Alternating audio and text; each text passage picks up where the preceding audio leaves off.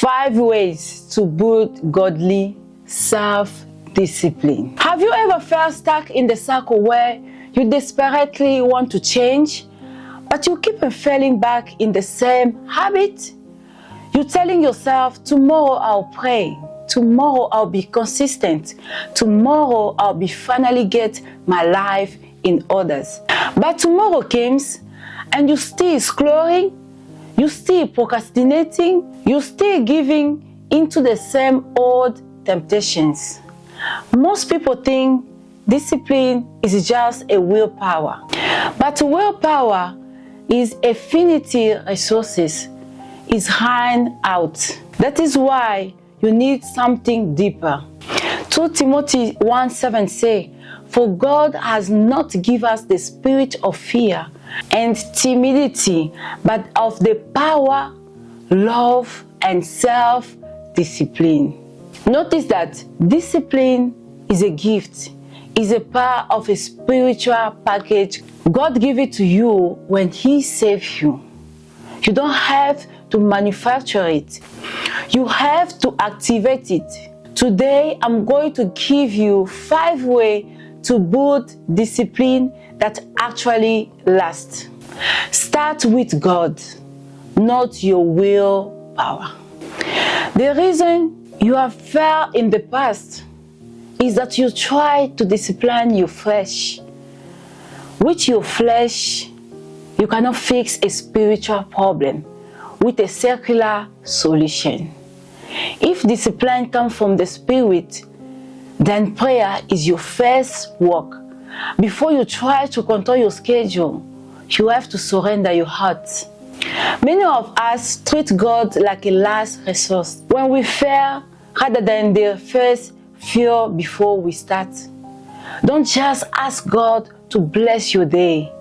Ask Him to order your steps. Ask Him for the strength to say no to your flesh and to say yes to His Spirit.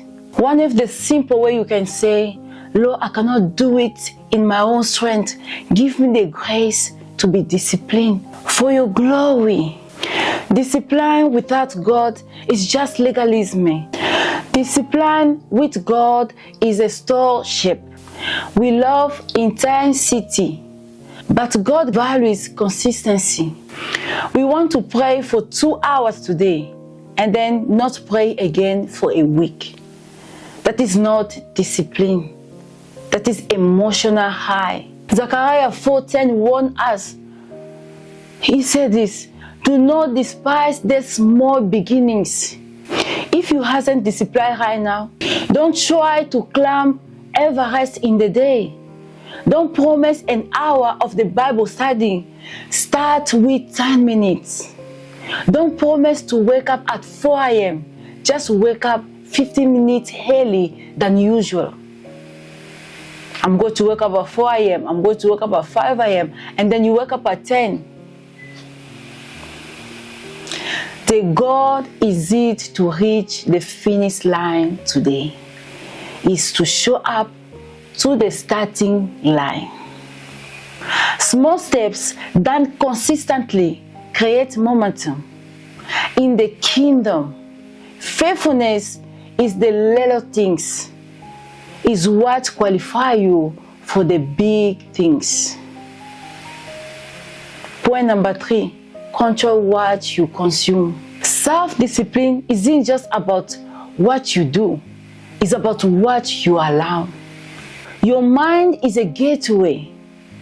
If you are feeding your eyes on distractions, gossip, secular noise all day, you are literally starving your self-discipline.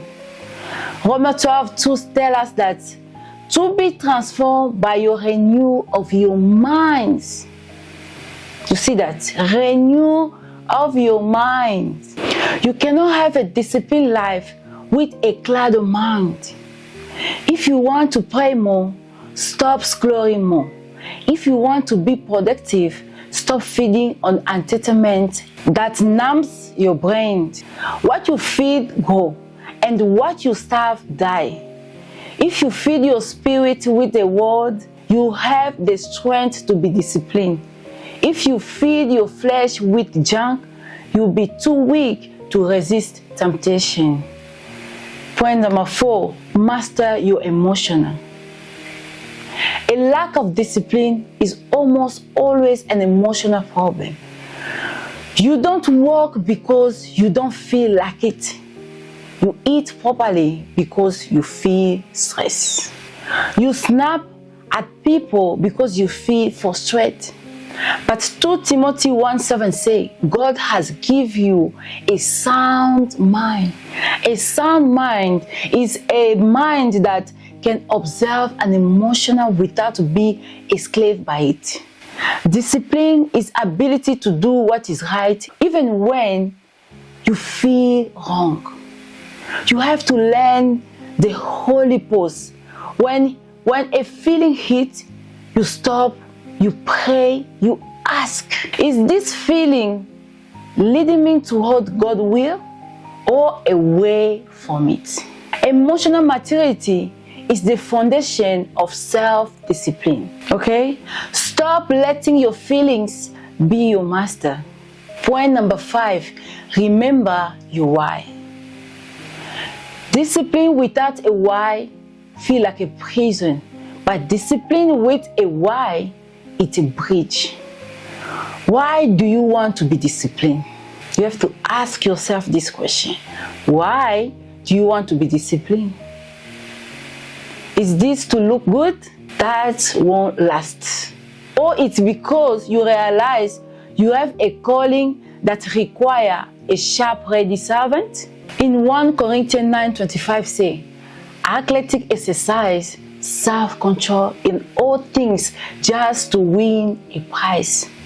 That will fade. Every time you want to quit, remember yourself. I'm not doing this so I can be better than people. I am doing this to be valuable for God. Your why is your fuel. Discipline is the price of admission for the purpose God has for your life. You don't have to live weak. You don't have to live distressed. You already have the spirit of power, of love, and self-discipline. Stop trying to find discipline and start work in it. It's already in you. Now let it out. Let it out. Okay? If this message challenged you, if this message spoken to you, I want to know in the comments. Remember, the spirit is willing, so don't let the flesh win. Most importantly, I love you all, but God loves you more. I'll see you and I'll see you soon in my next video. Bye.